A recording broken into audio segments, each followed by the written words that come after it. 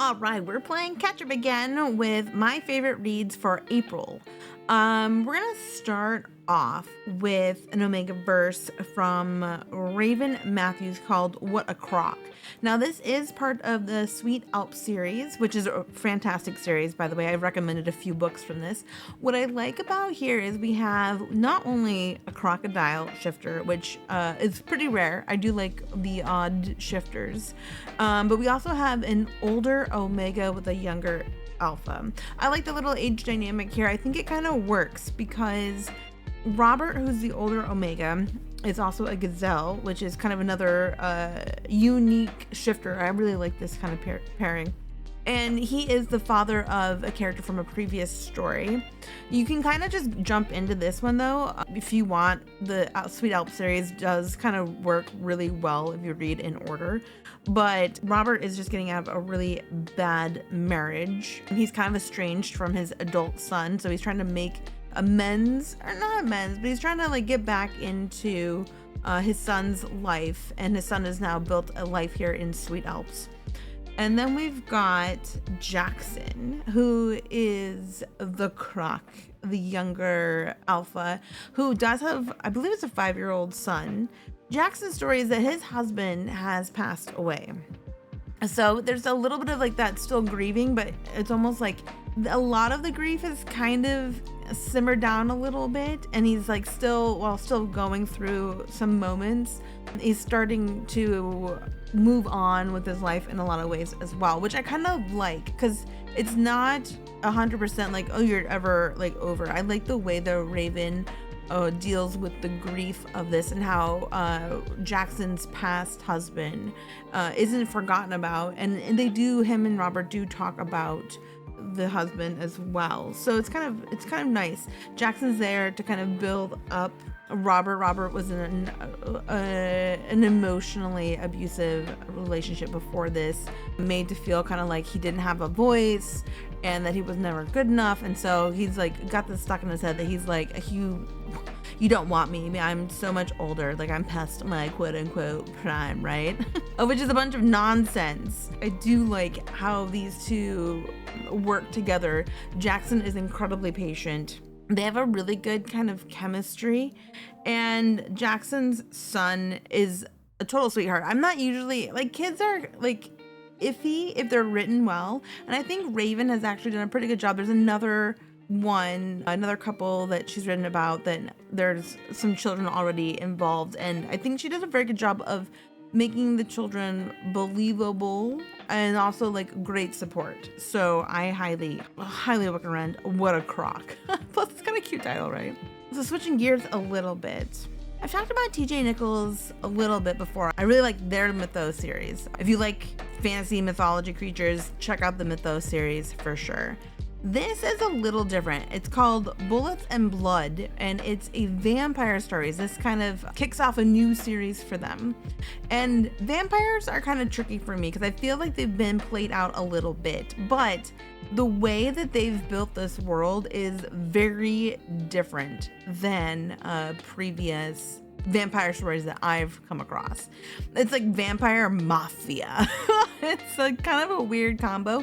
Like everyone that's born a vampire, but they have to get blooded to be a full vampire with the fangs and the blood eating. If they're not blooded, then they can continue basically passing as human, so they can eat all the foods and they can go outside in the sunlight. It's a little different in that respect. So in here we've got Nyx and Lance. Now, Nyx is a full-blooded vampire. The family he came from, which is all the vampire families are matriarchal. You automatically become blooded at like 18 or something very young. Nyx, all he wanted to do was go to school, college, and get out of the life essentially. But he's actually become his family's like famed assassin. So after a major fallout where a bunch of people died, he escapes essentially and tries to create this winery out in the middle of like nowhere, Australia. He's on the run because he knows that the other vampire houses are going to be sending people after him, especially his rivals, which Lance, of course, is from this rival family and has been sent to track down Nyx and exterminate him. Lance is not full-blooded. This is supposed to be like his test to see if he'll quote unquote make it in his family. But the more that these two spend time together, the more like certain things kind of come to light. And these two end up getting to spark off some chemistry and feelings develop. And then of course Nyx and Lance have to decide how to get out of the situation and out of both families' control. I thought it was really fast-paced, action-heavy story. I liked the characters. I thought it was unique. I'm not sure it's gonna take over the mythos, but I do like it, and so I'm looking forward to seeing where the series goes from here. This next one is pretty dark, and I actually went back and forth if I wanted to recommend it. I don't like, okay, The Price of Ice by N.J. Lysk. So I thought that this was a really important read. I hate to say I enjoyed it because it's so depressing in a way. This story, it is very trigger heavy, so please take care of your mental health before diving into this one. I usually am never affected by anything. I go out of my way to find books with all the red flags, all the triggers, all the darkness. This one hit a nerve for me, and I feel like it's so good in the way that N.J. Lysk approached this topic, mostly dealing with a systemic abuse. It is Omegaverse, and there's just something, it sparked something in me, and so I just feel like it needs to be talked about, and I feel like this book shouldn't hide in the dark, even if it is basically like a wrapped in shadows itself. So it starts off with Kellen is an Omega who all he wants to do is play ice hockey. However, every team is basically all alphas with one Omega because in this crazed up universe, they've convinced that like alphas need an Omega to help them through certain periods of time. And so they essentially use Kellen kind of like a reward. So Omega is kind of like depending on the coaching staff and the captain or whatever, after, you know, if a certain teammate does really well, certain things happen that I'm not very comfortable with. And Kellen has kind of disassociated from when these things happen, but he endures it because he wants to play. Like all he's wanted to do is go out there and skate his little heart out and get goals, which he's actually quite good at, in the words of other characters, despite being an Omega. So as you can see, there's a lot of this, and it's a pretty heavy book. And one of his team members ends up becoming kind of like a friend. The team member name is Levi, and Levi gets this, even though he's kind of a rookie, he gets his own apartment where Kellen has to live with one of the older alphas that have been on the team for a while. So it's kind of like these weird like double standards are thrown into your face. It's kind of like a mirror holding up like, this is okay for these guys, but you're like quote unquote showing you the ropes and helping you out and blah blah blah. Like these like these mirrors about like what's going on with society and stuff like that kind of get thrown back and held up in this like light, which is kind of why I've actually been drawn to Omegaverse more so than I ever thought I was going to. Actually, I was like, I don't know about that, but like the good ones really hold up a mirror to issues and topics that happen in real time, and this one does a really good job of like the systemic abuse, the way his team's PR handles certain issues and topics really hurt my heart, and I cried a lot in the good, like I would say 65 to 70% of the beginning of the book.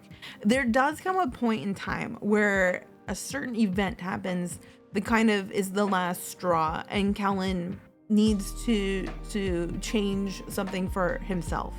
And from then on, his relationship with Levi actually grows into something a little bit more healthy. But you can also see how this system has not only just hurt the Omegas, but also the Alphas as well. They're like, Levi is uncomfortable with certain things, and other teammates, like one other teammate is the child of 2 hockey players previously, Omegas, that sign up, like quote unquote sign away their paternity rights, or their, not paternity rights, but basically they have to go and create more hockey babies for the future. There's a bunch of weird stuff that, like, you can kind of see how it like all fuels in to this whole system that kind of really needs to get burned to the ground, in my opinion. But it does end up in a better space. Like, you know, it's not all dark, and there is a lot of healing that happens in the last part of the book. Once Kellen decides to remove himself and work on not only himself, because he does have some trauma from his time on ice, but also he throws himself into these organizations that try to help even the playing field, how to try to help Omegas navigate sports in general, because it seems like it's actually going through everywhere, not just the ice hockey world, but that's what we see a lot of. There are hints that it happens in other sports, and I'm sure other cases as well. So I really liked the story for a lot of reasons. It hurt me on an emotional level, and I will never not think of this book, which is why I did end up putting it in this list. But it is very heavy, so please take care before reading. It is probably the heaviest book I have read to date, and I read some stuff, okay? It might be my first NJ Lysk book, and I'm gonna go out and try to find others and see what I think of theirs. See if they're all kind of like twisted and dark like this, because I did enjoy it. I did enjoy it. If you need something a little bit, well, I don't know about lighter, but you're looking for something apocalyptic that's not quite as heavy, Homecoming by Laura Lascarso is phenomenal. So this is a trilogy. You definitely have to read from the beginning, because we follow this ragtag group from the beginning to now. So it kind of focuses on Cypher and Kitten. These guys have faced everything. They've faced military cities. They've gone and found Kitten's brother that's going through medical trials to quote unquote find a cure. They went through a cult city that was supposed to be like this safe haven where things weren't quite what they seemed. And now we get to Homecoming, where they're trying to find a space for themselves, trying to find a space where they can settle down roots. They don't want to keep just moving all the time. They want to find a base of operation where they can create some safety, create some security. And there's a little bit of a twist in this one. It wraps the whole series up very nicely. The characters are freaking fantastic. Laura Lascarso is a beautiful author. I cannot recommend this enough. If you like The Last of Us, you for sure need to check out this whole trilogy. I think it's called Mad World. I think that's the name of the trilogy. But Homecoming sums it all up, wraps it in a nice little bow. These characters are phenomenal. There's a lot of disability rep. Kitten has hearing loss in one of his ears due to a fever. Cypher has lost one of his legs from the knee down, I believe, from an attack. One of the other characters has lost her arm, but she's still like a fantastic hunter. She goes out with her bow. So I love how these things are gonna happen if you don't have medical attention, and it's just an incredible universe. And lastly, I guess it was a month for dark reads. This one's not terribly dark, but it does deal with some heavier themes, called Only Temporary by Nicole Dykes. So this is contemporary. There's lots of drug references. Kellen is a recovering addict. His mom just passed away from an OD. His mom has been an addict her entire life. That's all he's really known, is this really broken home. And now he's left with, I believe, 3 young children, his siblings, to take care of. So he's just gotten out of rehab. So kids don't trust him really, because he hasn't been around very much. He kind of left when he was younger, lived on the streets for a bit, got really messed up, now is getting his life back on track and is trying to take care of the kids. And obviously they resent him a little bit for that, for leaving them. On top of all that, because the mother just passed, the kids now have a caseworker, and Philip is their caseworker to make sure that Kellen is providing a safe environment, making sure that he doesn't relapse. I mean, a little bit. It's more, he's supposed to be focused on the kids. There is instant chemistry between Philip and Kellen. And of course, this complicates their relationship because it's supposed to be a working relationship. So there's a lot of baggage that Philip brings from his past as well. He's got some issues with some past relationships that have kind of messed him up. So I just found that this was a really heart-wrenching and heartwarming story about two kind of broken guys putting themselves together to create something nice. And so there is a little bit of this tension. They do figure out how the logistics of everything is going to work. Kellen's got a really great best friend that's there for him that also went through rehab, which is where they found each other. I'm looking forward to his book. The book is just full of really well done characters, and I really enjoyed the tug and pull between them. And then also it feels like a little found family as well, because they didn't really know each other. It was awesome seeing Kellen reconnect with his siblings as well as create this life and stability for himself. That's what I got. Let me know your thoughts and comments below. Let me know what you're reading, what's caught your eye, if anything in particular.